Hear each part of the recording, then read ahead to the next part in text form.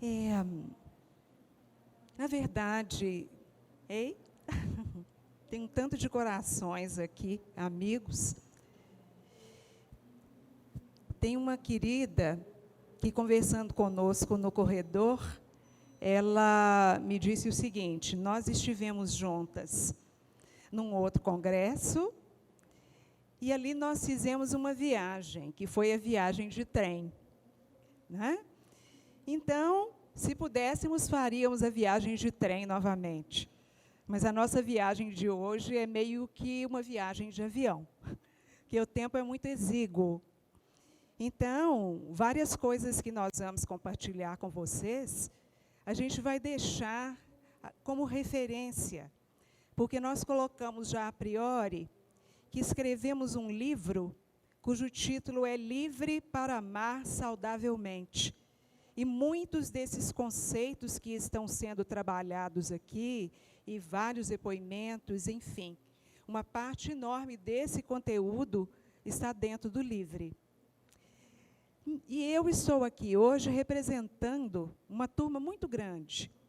Nós somos cerca de 20 profissionais, sendo que 10 são técnicos, são da área de saúde, e 10 são coterapeutas. Quem são esses profissionais que nós chamamos de coterapeutas? São pessoas que estão em processo de recuperação dentro do nosso trabalho, dentro da Associação Médico Espírita de Minas Gerais, onde nós tratamos a cada sexta-feira uma média de 80 pessoas que, na realidade, elas apresentam vários tipos de dependências, são codependentes, como foi muito bem abordado o tema agora à tarde, e as compulsões mais diversas. Num primeiro momento, eu pergunto a vocês o seguinte: o que é que vocês sentem quando vocês veem essa imagem? Paz. O quê? Sede. O que mais?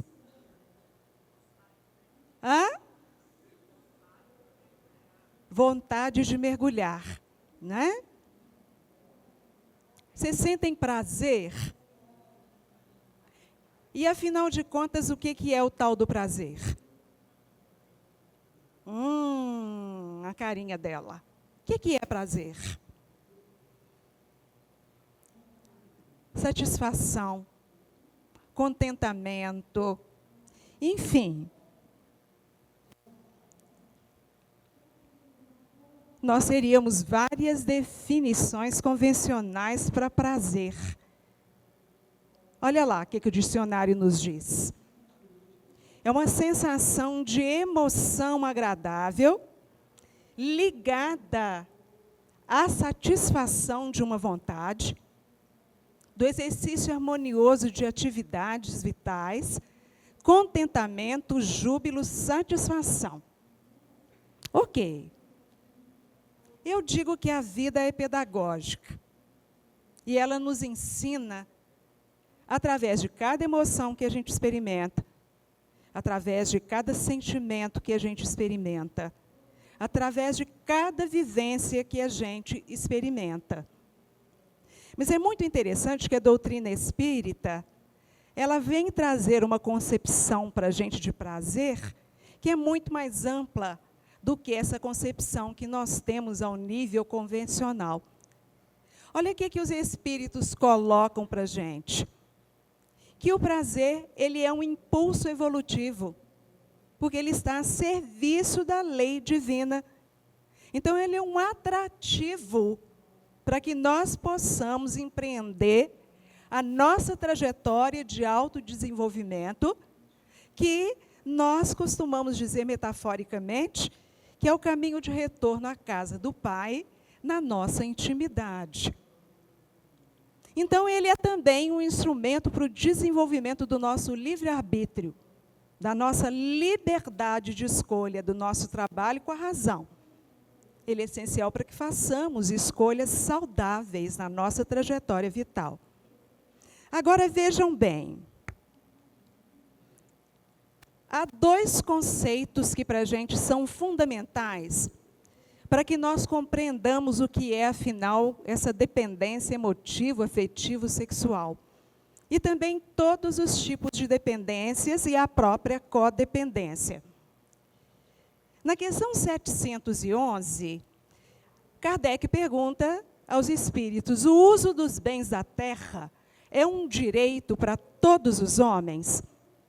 Kardec, aí os espíritos respondem: esse direito é a consequência da nossa necessidade de viver.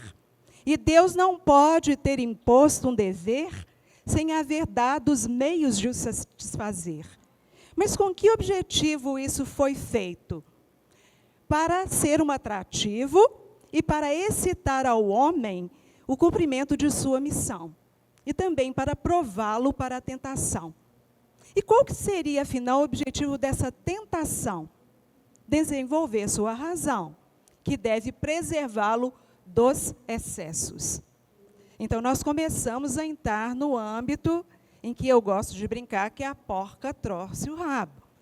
Porque nós precisamos lidar com esse impulso, com esse atrativo do prazer e de forma saudável. Bem, os gozos têm limite traçado pela natureza? Sim, para vos indicar o limite do necessário. Mas pelos vossos excessos, chegais à saciedade e vos punis a vós mesmos. Então, a gente precisa mensurar qual que é o limite do uso, do abuso e do desuso. E que pensar do homem que procura nos excessos de todos os gêneros um refinamento de seus prazeres? O homem que procura nos excessos de todo gênero um refinamento dos prazeres, coloca-se abaixo do animal. Ele abdica da razão que Deus lhe deu por guia, e quanto maiores os seus excessos, mais dá à natureza animal império sobre a sua natureza espiritual. A natureza não traçou os limites às nossas necessidades na nossa organização? Sim, mas o homem é insaciável. A natureza traçou o limite de suas necessidades em sua organização, mas os vícios alteraram sua constituição. E ele criou para si necessidades que não são reais.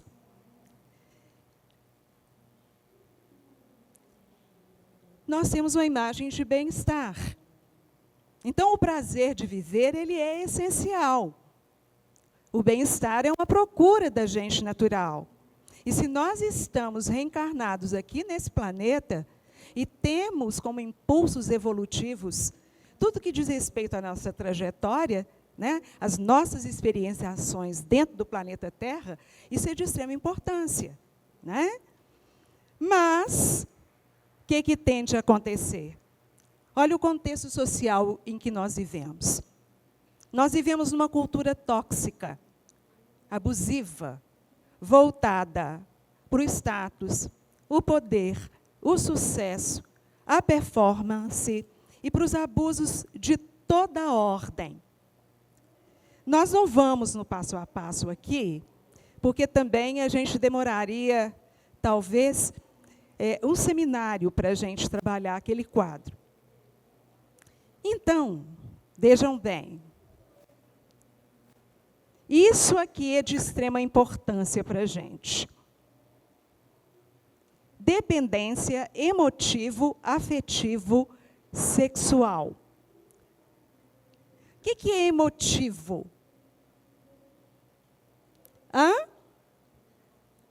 Diz respeito a quê? As nossas emoções. Afetivo, aos nossos sentimentos. E sexual, diz respeito às nossas vivências e trocas sexuais. Mas também está ligado ao impulso criador, que são as nossas forças criativas, aquelas que nos impulsionam na trajetória evolutiva como um todo. Né? Por exemplo, quem é músico aqui? Levanta a mão, tem algum músico? Quem é pintor? Não tem nenhum pintor? Quem é médium? Tem vários médiums. Todos nós utilizamos essas forças criativas da evolução. Esse é o impulso criador.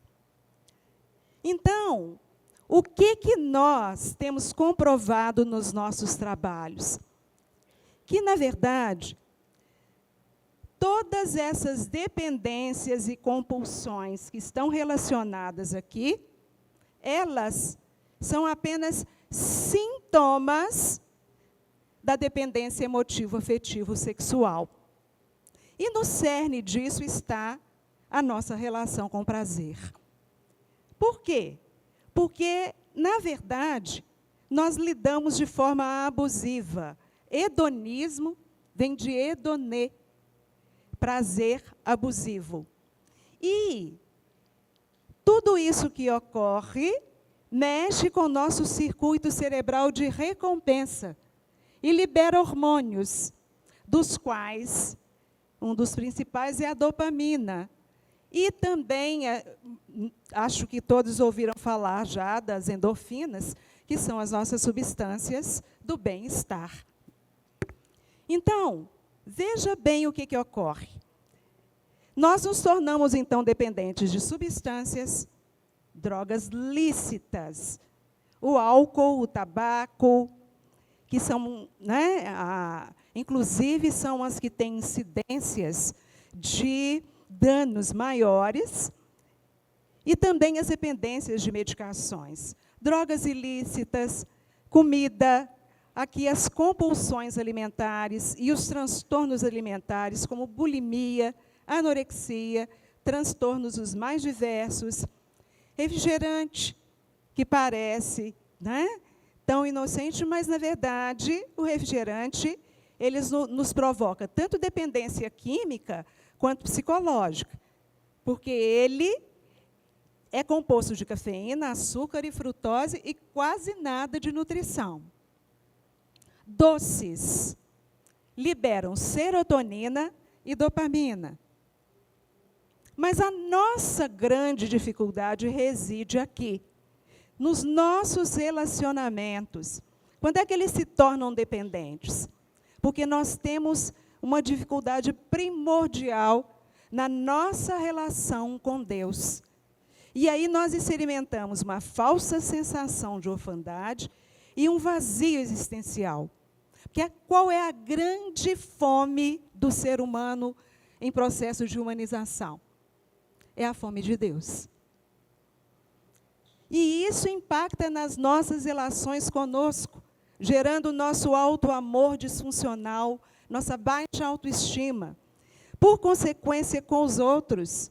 E aí vem as dependências emotivo-afetivo-sexuais e a codependência, que foi muito bem abordada. As nossas relações com a vida como um todo, com o planeta, com os seres da criação.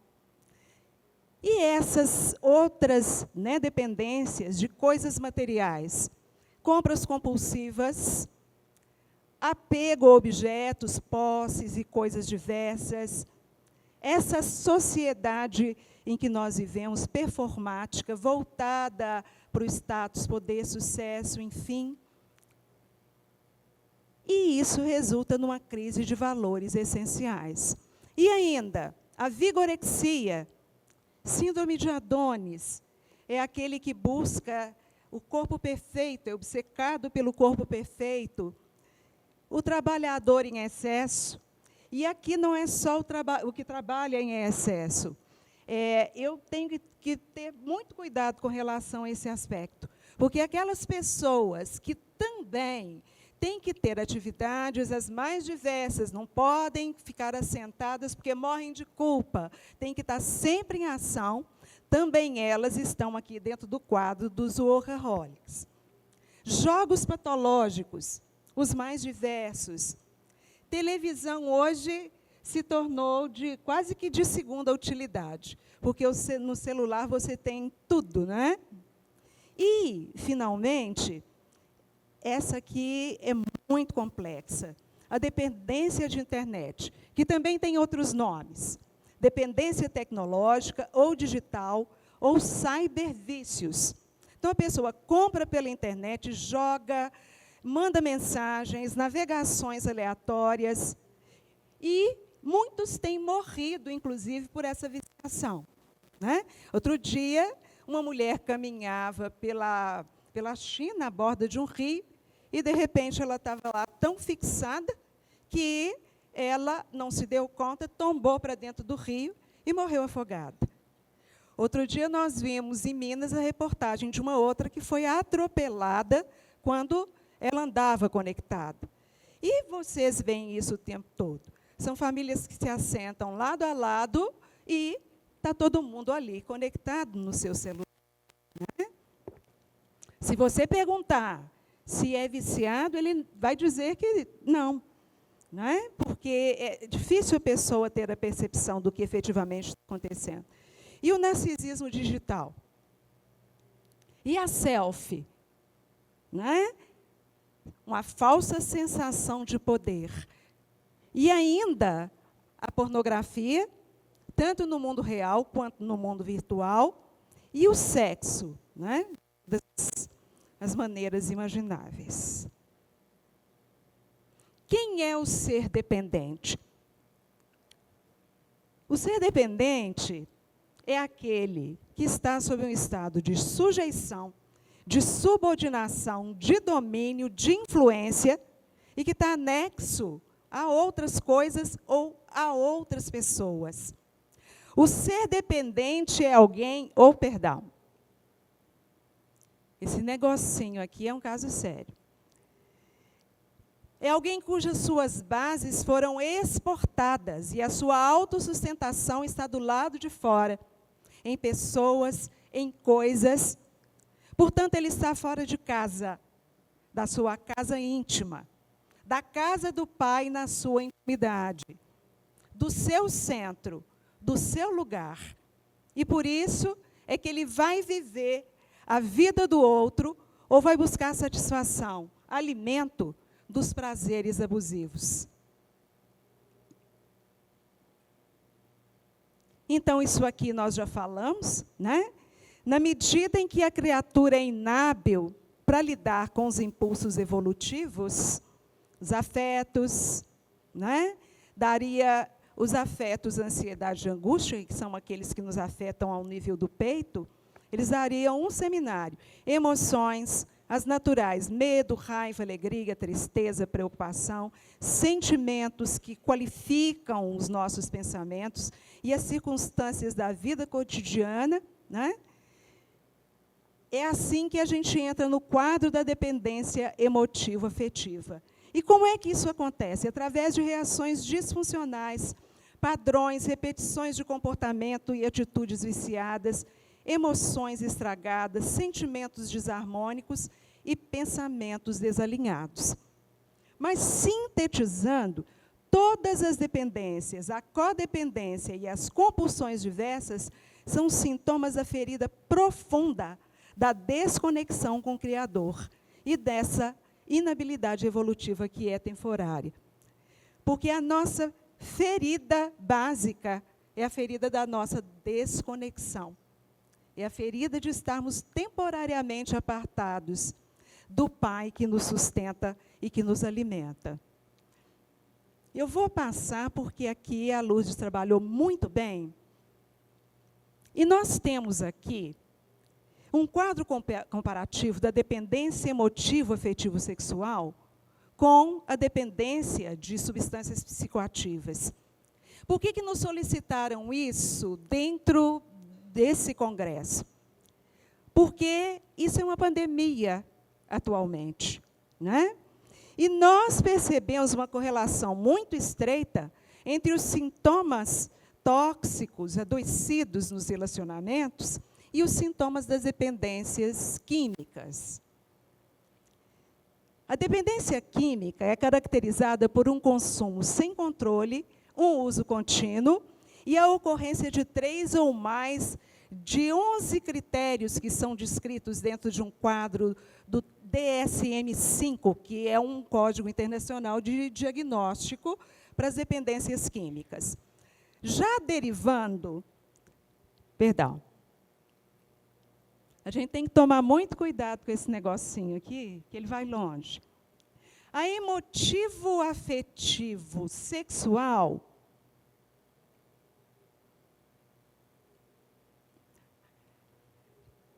Meu Deus. Agora vai. A emotivo afetivo sexual por uma conduta tóxica nos nossos relacionamentos, ou seja, o dependente quer mais e mais a presença do outro. E há sempre uma grande necessidade da energia vital do outro, gerando vínculos de forte dependência energética. Eu não vou falar disso, porque se vocês entrarem na internet, vocês encontram essas definições. São 11 critérios do DSM-5. Prosseguindo. Forte desejo ou compulsão para conseguir a substância. Compulsão pelo parceiro. A alma faminta se desespera na falta de alimento energético e psíquico do outro, o que pode ser agravado pela privação sexual. Ontem nós vimos uma palestra, aliás, foi uma mesa redonda, maravilhosa sobre a questão da sexualidade. Então, é a grandeza da sexualidade. Então, frequentemente, quando a pessoa, se vê apartada do outro e ainda tem questões a resolver em relação à questão da sexualidade, fica muito mais complicado. E é André Luiz, em Evolução em Dois Mundos, que coloca para a gente o que ela experimenta. Tortura genésica, gerando psiconeuroses, colapsos nervosos, fobias, histerias de conversão, de angústia, desvios da libido, neurose obsessiva, psicoses e fixações mentais. Segunda comparação, há um descontrole psicológico e um monoideísmo. O que é isso? Tudo gira em torno daquela perda, em torno daquela dor emocional. Ela é superlativa.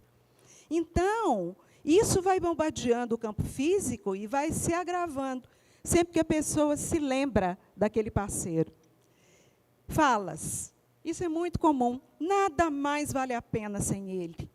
Eu só posso ser feliz com você.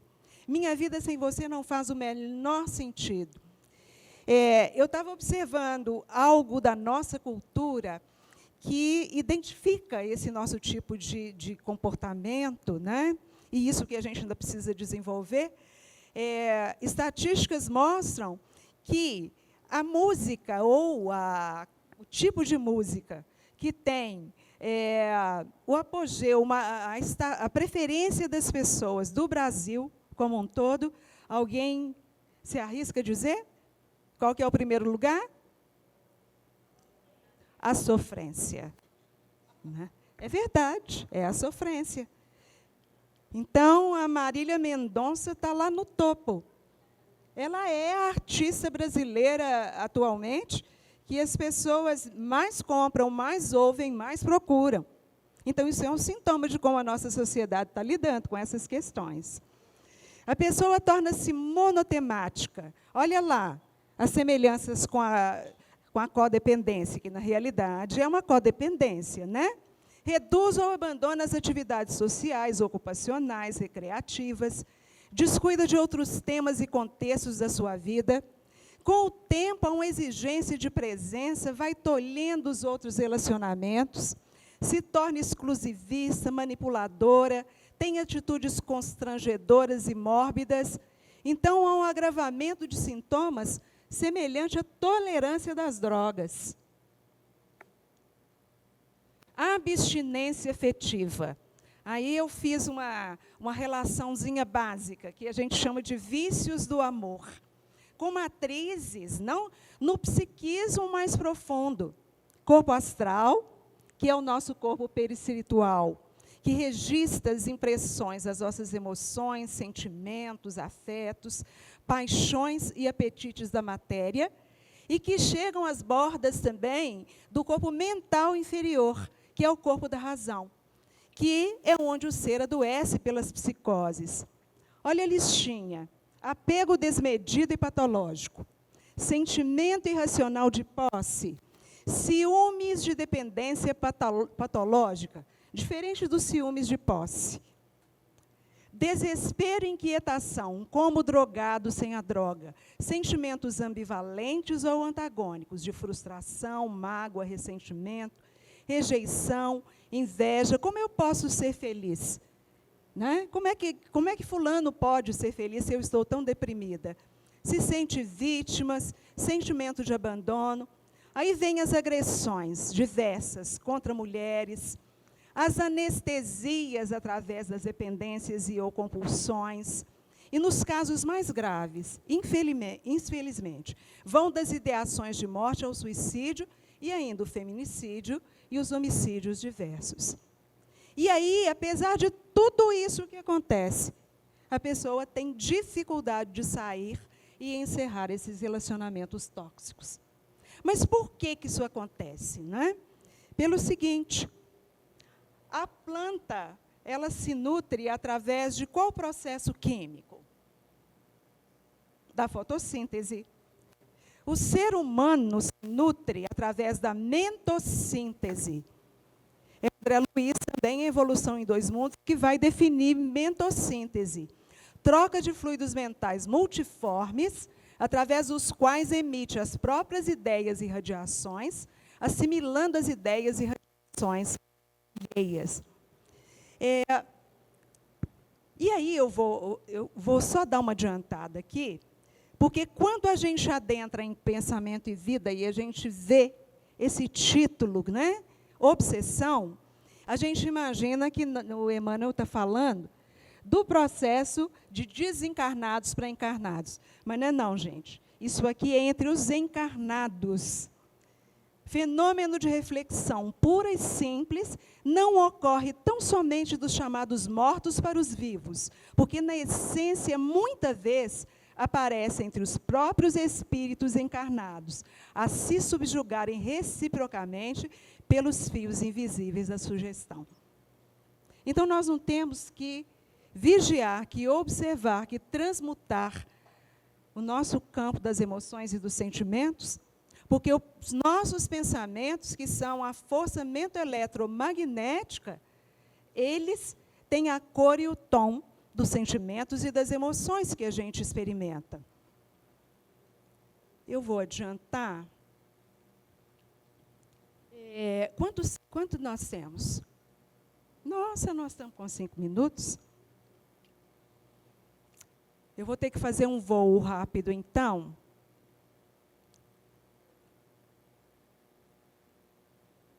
Porque, então, eu vou mostrar isso aqui para vocês. Eu não teria tempo também para trabalhá-la, mas eu deixo a referência do Livre para Amar Saudavelmente. Nós trabalhamos esses conceitos, essas concepções, no passo a passo. Esse é o nosso eixo terapêutico. Nós temos aqui no centro o Criador, que é fonte e retorno. Então, nós somos os filhos pródigos da criação. Aqui nós temos os tipos de prazer. Essa região mais próxima das emanações do amor que emana do Criador, portanto, da fonte, são os prazeres essenciais, que são os prazeres do espírito. São a nutrição em nível muito profundo, que não depende de nada do lado de fora para a gente vivenciá-la. Essa região aqui são os prazeres saudáveis, que estão vinculados ao prazer de viver. E essa região aqui, nós temos os abusos e os excessos de toda ordem. Agora, observem uma coisa. Quanto mais nós nos aproximamos do centro, que é Deus, do amor divino, porque o amor é a força terapêutica profunda, e quando nós falamos de amor divino, nós não estamos falando de amor romântico, nós estamos falando de amor, lei divina, que é a força que nos impulsiona ao reencontro conosco mesmos. Nós vamos incidindo mais e mais em saúde. E quanto mais a gente se aparta e vem, né, para a periferia, nós estamos falando do prazer abusivo. E há uma correlação com a casa mental de André Luiz, que Calderaro nos traz, né? E no mundo maior, os 3 andares. O primeiro andar é a residência dos impulsos automáticos, a nossa parte mais instintiva, os nossos desafios, os vícios e compulsões de toda a ordem, que estão os prazeres abusivos. E nós temos no segundo andar, é o momento atual, a personalidade atual, o domicílio das conquistas atuais, que é a região dos prazeres saudáveis. E no terceiro andar, lobos frontais, onde nós temos as conquistas superiores, então é a casa das noções superiores, que é a região dos prazeres essenciais, que são os prazeres profundos da nossa alma.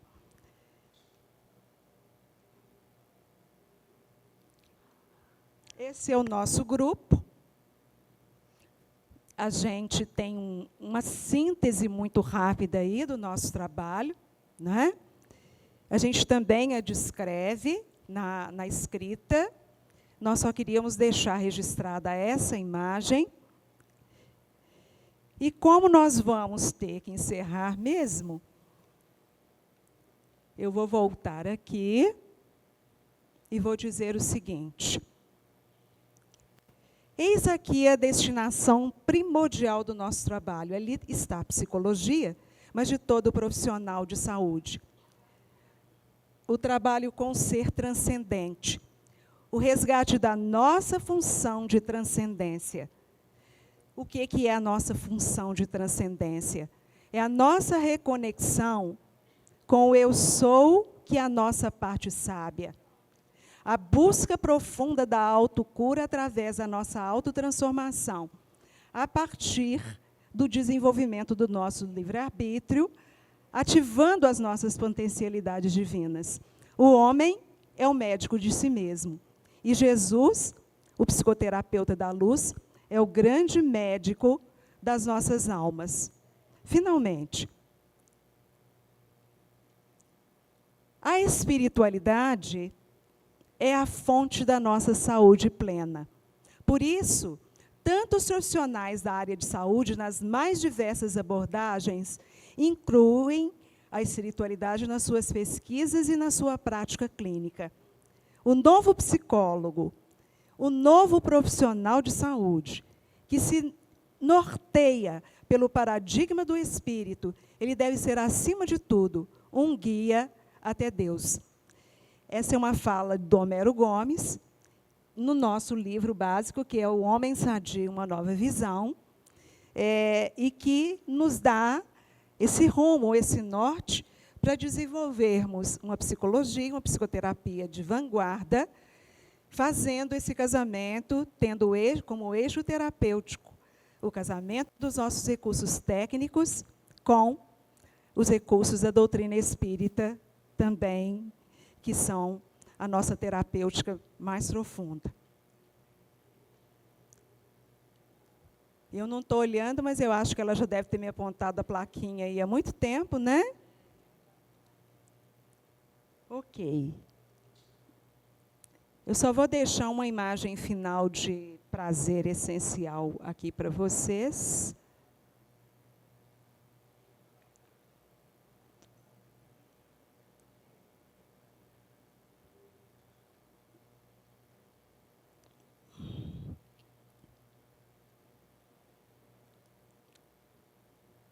Essa é uma imagem de prazer essencial, uma viagem que nós fizemos à cidade de Ouro Preto, em Minas Gerais, que nós convidamos todos vocês para estarem conosco.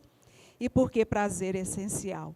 Em verdade, aquilo ali não foi uma montagem, gente. Foi uma coincidência. Foi um presente divino. De repente, eu estava mergulhada nessas flores. E com tudo isso, para que mais? Eu escolhi ser feliz. Muito obrigada a vocês, muita paz e muita luz.